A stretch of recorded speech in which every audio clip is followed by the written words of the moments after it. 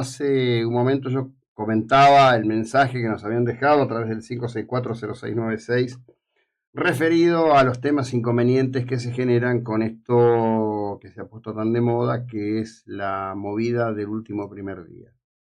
Quien se ha expresado al respecto de esta cuestión es el ex secretario de Educación de la Comuna de General Porredón, que justamente está ahora en línea para conversar con nosotros, Luis Di Stefano. Luis, buen día, ¿cómo estás? Buen día, José Luis, un saludo a la audiencia, ¿cómo están? Bien, bien. ¿Cuál es la génesis de esto del último primer día? ¿Cómo nace esta historia?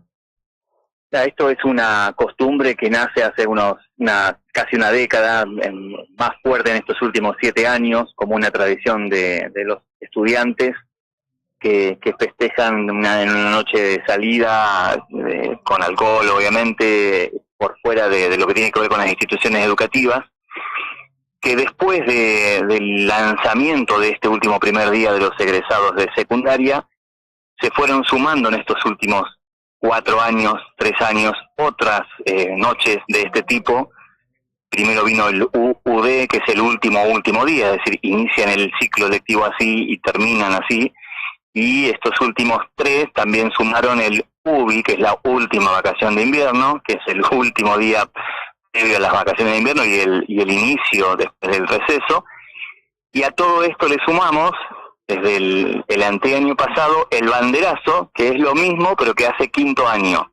Ahora, la cuestión, como hemos venido hablando, Jacobo, hace varios años, del deterioro educativo que va acompañado por una decisión política que venga en esta línea, porque esto está alentado por la gestión provincial, es qué pasa en las escuelas, porque independientemente de la celebración, la costumbre, la tradición que las adolescentes vayan imponiendo con o sin acompañamiento de las familias, la cuestión es qué nos pasa a las escuelas, porque nosotros todos los años, en estos últimos 6 de la gestión del gobernador Kicillof, venimos recibiendo documentos que indican y prácticamente invitan y obligan, porque la obligación viene encubierta de la protección del adolescente cuando entra a la escuela, a que los recibamos dentro de la institución educativa.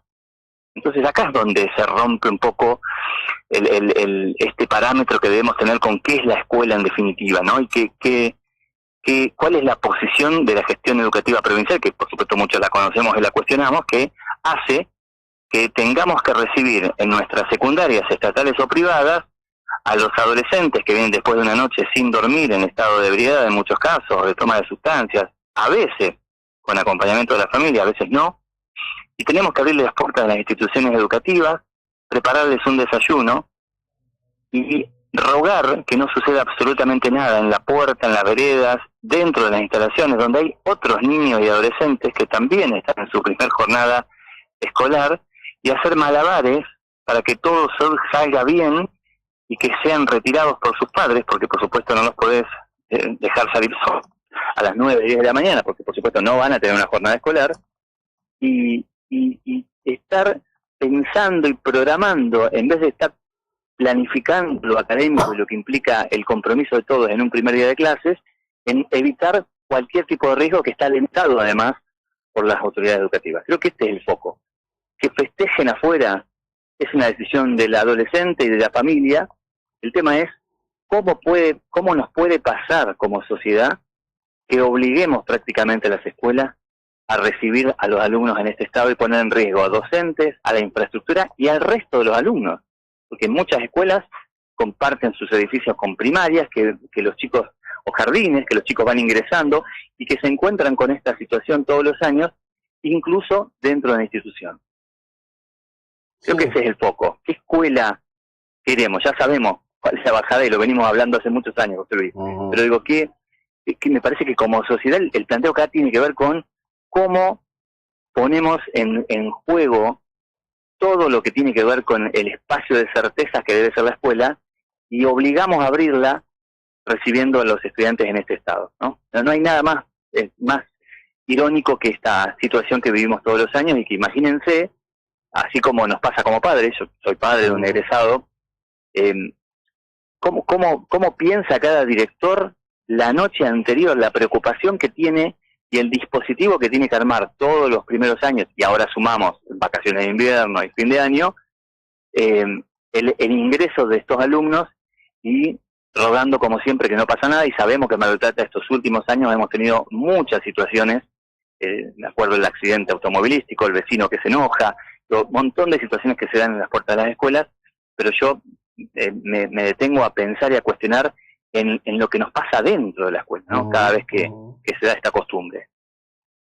Sí, claro, bueno, estamos dentro de un escenario de cosas, ¿no? Ayer estuvo una marcha en Mar del Plata que, entre otras cosas, caracterizaba a la nueva ley de contrato de trabajo como una ley esclavista, es decir, la utilización de los términos, de las formas y de los modos, pero todo lleva a un mismo punto, ¿no?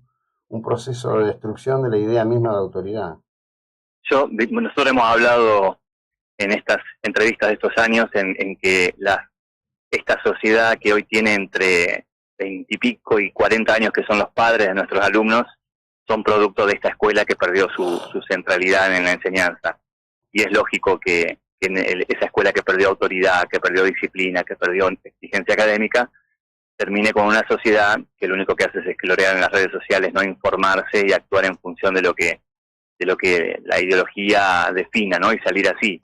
La escuela y la educación no es agenda. Este año pasó inadvertido, iniciamos las clases, además de esta situación del UPD, con un paro por el Día de la Mujer, por lo tanto, en muchos casos, el primer día, además, implicó para muchas instituciones, sobre todo de gestión estatal, tener que recibir a los alumnos en este estado sin preceptoras, sin profesoras, porque teníamos una medida de fuerza vinculada al Día de la Mujer. Entonces, la verdad que no estamos en otra sintonía y no es preocupación, y yo te voy a compartir en instantes el documento que recibimos todos los años, donde le pasan la pelota a los directores de escuela para poder resolver esto que no debería ser. ¿Cómo vamos? Porque en definitiva, en los acuerdos de convivencia institucionales nunca vamos a dejar ingresar a un alumno, y hay un protocolo en este sentido con alcoholizado o con sustancias.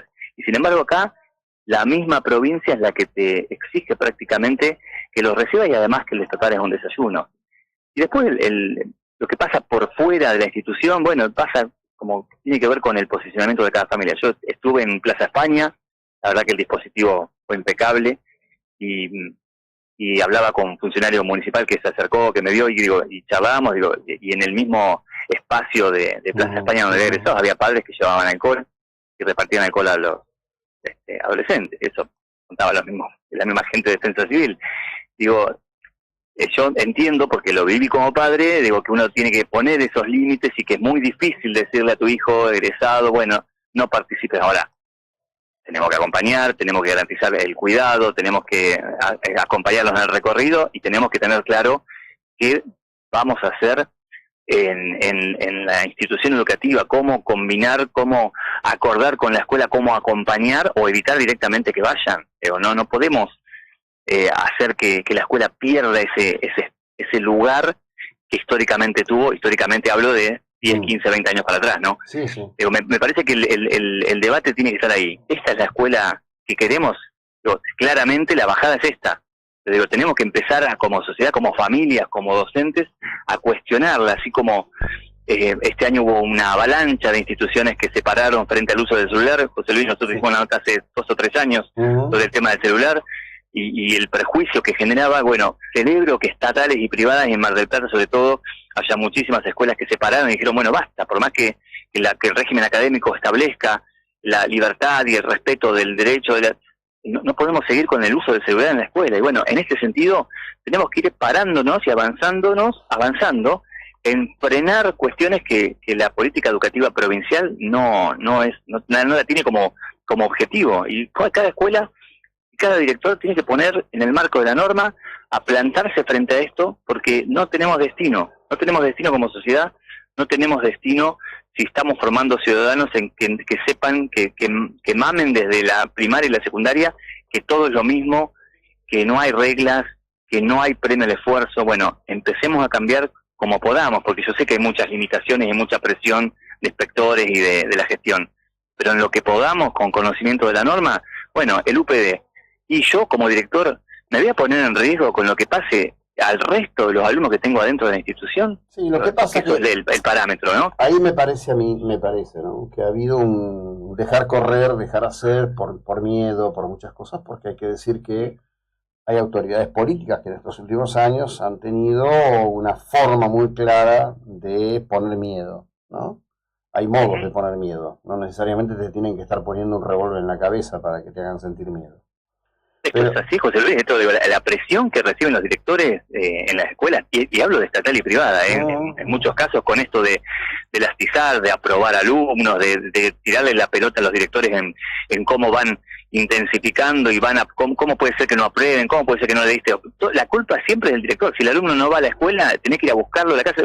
Corrimos la pelota de lo que implica la responsabilidad del estudiante, de las familias. Y bueno, digo, creo que con esto de los celulares, porque hay un posicionamiento de muchos actores de la sociedad que dicen, o padres que te cuestionan, incluso que te presentan medidas judiciales, diciendo cómo la escuela le va a prohibir usar el celular, que es algo propio. Digo, bueno, nada, hay un acuerdo de convivencia, hay reglamentos institucionales y hay que empezar a cumplirlos, pero hay gente que todavía sostiene que es un derecho de los alumnos usar el celular, como pasa en la cárcel con los casos que hemos visto también. Digo, ideológicamente y hay una bajada que es sostenida por las autoridades y que presiona mucho para que estas cosas no se den. Bueno, hay que pararse, nunca hay que incumplir la norma, hay que tener conocimiento de la normativa y hay que empezar a pararse. Y el tema de los celulares ha sido un punto central. Y este año la decisión de trabajar conjuntamente con el tema del UPD, también, digo, hay que empezar a imponerse y a proteger al resto de los alumnos. Vos pensás que las escuelas privadas tienen tal vez entre 150, 200, 300 alumnos de secundaria, pero en Mar del Plata tenemos escuelas que tienen más de 20 alumnos y 150 egresados, y vos ponés en riesgo a los otros 800 de quinto, cuarto, tercero en estas situaciones. Bueno, hay que pararse desde ese lugar. Bueno, basta. Yo como director no voy a asumir esta responsabilidad y trabajarlo con las familias, obviamente, pero hay que empezar a dejar el miedo a la palabra prohibir y ponernos firmes en cuestiones que tienen que devolver a la escuela ese lugar que supimos tener. Yo estoy un poco, nunca he creído en eso, ¿no? El otro día veía un colega que a raíz de otro tema decía, bueno, y ahora van a decir esto. La verdad que a mí lo que van a decir me frega. Quería compartir esto. Suecia está invirtiendo más de 100 millones de dólares, unos 70 millones de euros, en la compra de libros de texto físico para las escuelas. Esto en realidad empezó en 2023, pero se convirtió en una nota global hace unos días, buscando contrarrestar la caída en la comprensión lectora y el rendimiento académico tras años de uso intensivo de pantallas y tablets en las aulas. Evidentemente hay que reordenar y reconsiderar. Esto no tiene alternativa.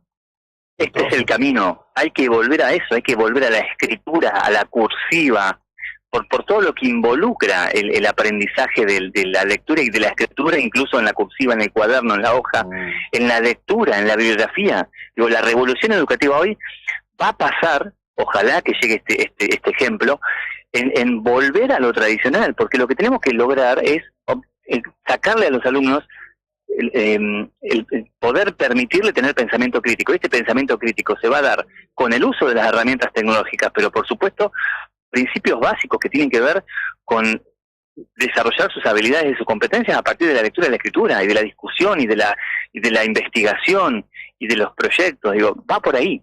Digo, no es la pantalla, esto que dicen, no, el uso pedagógico del celular, no, la verdad hay miles de otras opciones y el parámetro es claro. ¿Cómo éramos nosotros como egresados de una primaria y una secundaria hace 20, 30 años? ¿Cómo son hoy nuestros egresados? ¿Cómo es la calidad supuesta educativa que tienen los egresados? Este derecho al futuro que supuestamente le asignamos. Parate a entrevistar un alumno egresado de cualquier escuela hoy, con preguntas que podíamos hacerle hace 15, 20, 30 años.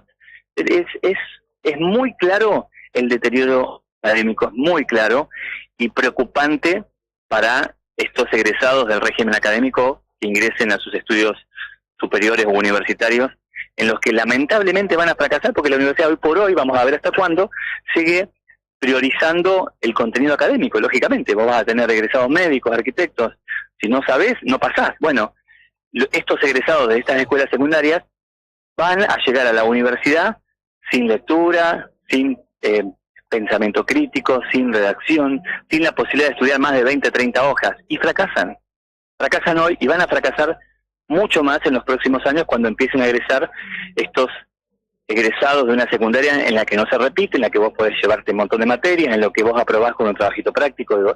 Imagínense este futuro. Bueno, empecemos a trabajar y a concientizar a la ciudadanía para que el próximo año que tenemos una opción electoral, busquemos a aquellos que empiecen a priorizar realmente la educación y a hacer un cambio en la provincia de Buenos Aires, porque esto es provincia de Buenos Aires, acá no podemos responsabilizar a la Nación. La Nación define alguna política educativa a nivel macro, pero la responsabilidad es del gobernador, o de cada gobernador de cada provincia. Así que, y hay un interés en que esto sea así, bueno, hay que empezar a cambiarlo. Sin duda. Como siempre, te agradezco mucho. Buena jornada, muy amable. Igualmente para vos, un saludo. Bueno, les cuento brevemente, YPF anuncia inversión récord para este año, 6